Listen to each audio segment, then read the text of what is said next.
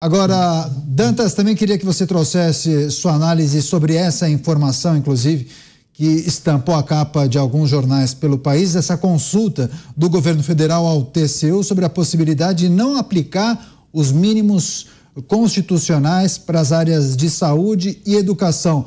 O novo arcabouço acabou dificultando a execução orçamentária do governo, Dantas? Bom, o problema é aquilo que eu estava falando no bloco anterior, na pergunta anterior. Você tem uma situação em que o governo não pensa no dia da manhã. Quando se aprovou aquela PEC da transição, no afã de se ter dinheiro para aumentar a Bolsa Família, etc. e tal, abriu-se um rombo de quase 200 bilhões de reais.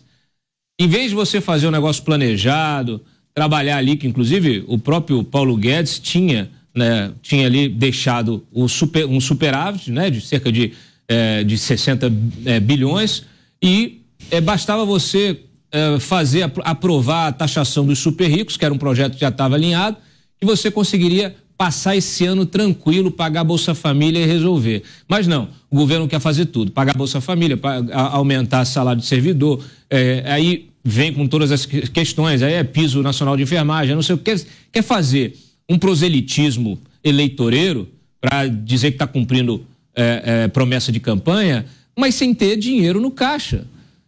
Então você gasta primeiro para depois ver o que faz. Aí quando você gasta primeiro para ver o que faz, vem a pressão para o quê? Para aumentar impostos. Aquilo que a gente sempre alerta aqui. Por isso que existe hoje esse afã, você está dependendo ali de CARF, PL do CARF para aprovar, para ver se consegue algum dinheiro lá, né, daquelas disputas, né, de autuações. O próprio ministro Haddad chegou a comparar os autuados, contribuintes autuados, com detentos, né? Quer dizer, só para poder criticar ali o julgamento que beneficia o contribuinte e não o governo.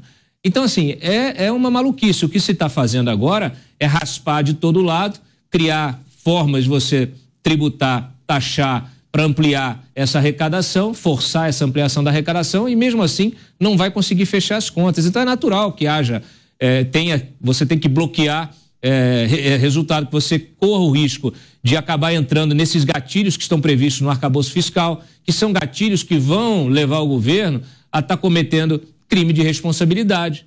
Porque, apesar da mudança do arcabouço fiscal, há a possibilidade de interpretação do crime de responsabilidade. Por isso que a gente está vendo essa celeuma aí em relação aos precatórios, né? Você tentando pedalar precatório com autorização do Supremo.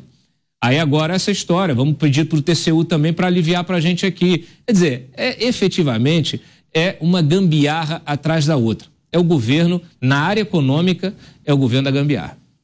Pois é, Mota, trazendo essa reflexão para o dia a dia da população, fazendo aquelas boas analogias e comparações que você costuma fazer, seria como o pai de família, aquele cara que trabalha, se desdobra para oferecer o mínimo para sua família, para os seus filhos.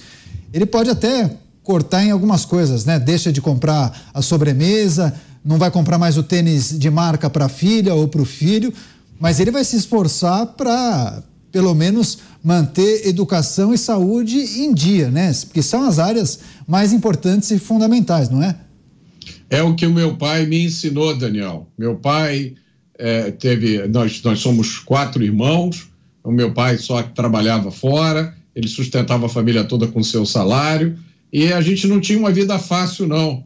Muitas coisas que hoje as crianças têm e acham que é normal, a gente não tinha. Mas tinha 2 coisas com as quais meu pai sempre dizia: essas aí são prioridades, que são saúde e educação.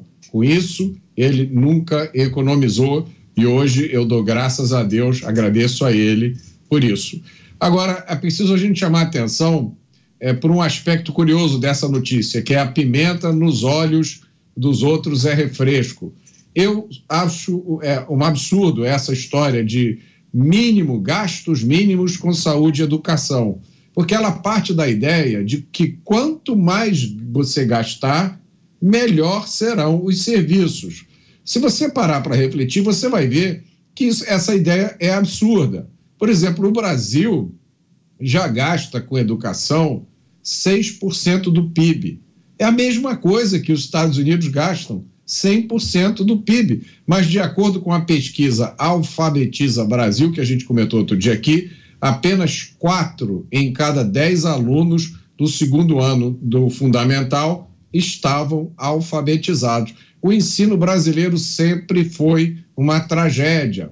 O sistema escolar serve aos sindicatos e aos políticos que estão sempre pedindo mais verbas, mais verbas, mais verbas. A mesma coisa acontece com a saúde. É muito fácil você gastar com saúde. É só você comprar coisas que não são úteis, é só você comprar uma quantidade enorme de remédios que expiram a data de validade antes de poderem ser usados. Presta atenção nisso. Os serviços de saúde e de educação, eles têm que ser medidos pelo resultado que eles produzem, não pela quantidade de dinheiro que eles consomem. A obrigação do Estado não deve ser gastar no mínimo tantos bilhões com a educação. A obrigação do Estado deve ser garantir que 10 em cada 10 alunos do segundo ano do fundamental estão alfabetizados. Pois é, esse é um ótimo ponto destacado e trazido pelo Mota. Gastamos muito e gastamos mal, hein, Cristiano Beraldo? Pois é, Canto, você vê a contradição, né? A gente falando da questão da segurança mais cedo no programa, e qual é a grande esperança que você pode criar para a sociedade brasileira do ponto de vista da redução da criminalidade, para que a gente tenha as próximas gerações enxergando a atividade ilícita como a sua principal opção, a opção desejável, ao contrário do que a gente vê hoje.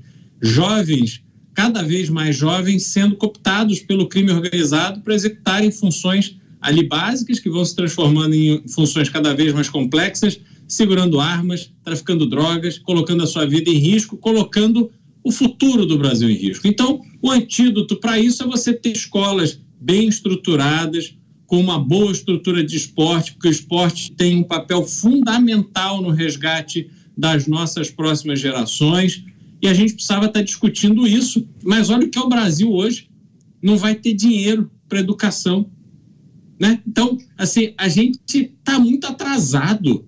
A gente olha o Brasil, vê um país de dimensões continentais, com milhares e milhares de quilômetros de costas, com uma riqueza mineral fantástica, com muito petróleo, com áreas gigantescas agriculturáveis, com uma produtividade imensa, tanto na agricultura quanto na pecuária. A gente vê 200 milhões de pessoas que poderiam estar consumindo, fazendo essa economia aqui bombar. Mas não, a gente está discutindo a falta de grana para a educação, a falta de dinheiro para a saúde. Mas dá uma olhadinha nas emendas parlamentares. Vamos olhar quanto dinheiro foi colocado em cada um dos hospitais que foram direcionados por parlamentares para ver quais desses hospitais efetivamente estão melhorando, quais as escolas que estão recebendo dinheiro dos parlamentares e que estão prestando um serviço melhor. E eu acho que a gente vai ter uma grande decepção. E ao mesmo tempo que se fala em cortar grana da saúde e da educação, a gente vê o Ministério da Igualdade Racial dedicando 50% de orçamento, 6 milhões de reais, para viagem. Viagem! Não é só o jato da FAB no final de semana. Viagens, muitas viagens, viagens internacionais, viagens domésticas, muitos hotéis, muitas diárias, assessores. Cadê o foco, pessoal? Cadê o foco? Esse pessoal está com a cabeça onde?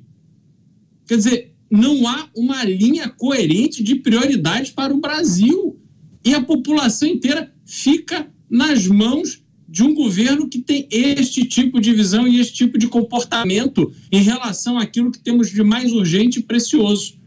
Então, é assim, muito desanimador ver notícias como essa. É a consolidação de que todo dia a gente tem que tomar um tapa bem dado na nossa cara para ver se em algum momento a gente acorda.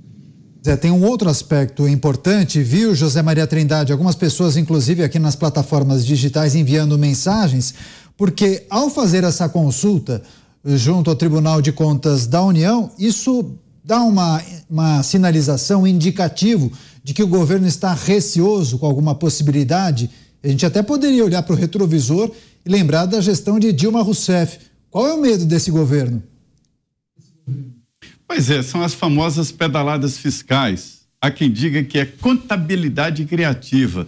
Como é que é isso? Existem algumas exigências legais de aplicação dos recursos públicos. Educação, saúde, fundos constitucionais, existem regras da responsabilidade fiscal. A lei de responsabilização fiscal é uma das mais importantes dos últimos anos no Brasil. Foi criada lá no governo Fernando Henrique Cardoso, que dá aos governantes ali uma responsabilidade maior e que não existia. Por exemplo, ele não pode aplicar mais do que 62% da receita líquida no pagamento de salários. Para você ter uma ideia, antes desta lei, algumas prefeituras e até alguns estados chegavam a 97% da arrecadação, ou seja, da receita líquida, 97% na folha de pagamento. É funcionar demais, saindo pela janela, saindo pelo ladrão, né? Então, assim, a lei de responsabilidade fiscal dá aos governantes, né, limites e colocam como crime de responsabilidade não cumprir a lei. E o que o governo está tentando é evitar o que aconteceu com a Dilma. A Dilma fez empréstimos esquisitos, usou dinheiro de bancos estatais para pagar pessoal, pagar folha de pagamento, pedalada fiscal, desvio de dinheiro. Quando se fala em desvio de dinheiro, não é só roubou o dinheiro, mas pegou o dinheiro de forma indevida e aplicou em outro lugar. Isso é desvio de recursos públicos. E o que o governo está tentando aí é encontrar costas largas para não aplicar dinheiro na saúde e recursos que são constitucionais, são obrigatórios. Eu não sabia, inclusive, que o Tribunal de Contas da União poderia regulamentar esse tipo de coisa, porque quando se faz uma consulta oficial e se recebe uma resposta oficial, significa que aquela resposta é uma regulamentação, tem que seguir a lei. Se houver qualquer possibilidade de mudança, a mudança da lei é o Congresso Nacional e não o Tribunal de Contas da União, que nem é tribunal. O Tribunal de Contas da União é um órgão auxiliar do Legislativo, não é um tribunal, não são juízes, não definem. Quem define a lei é o Congresso Nacional e quem julga é o Judiciário. O Tribunal de Contas da União não é judiciário.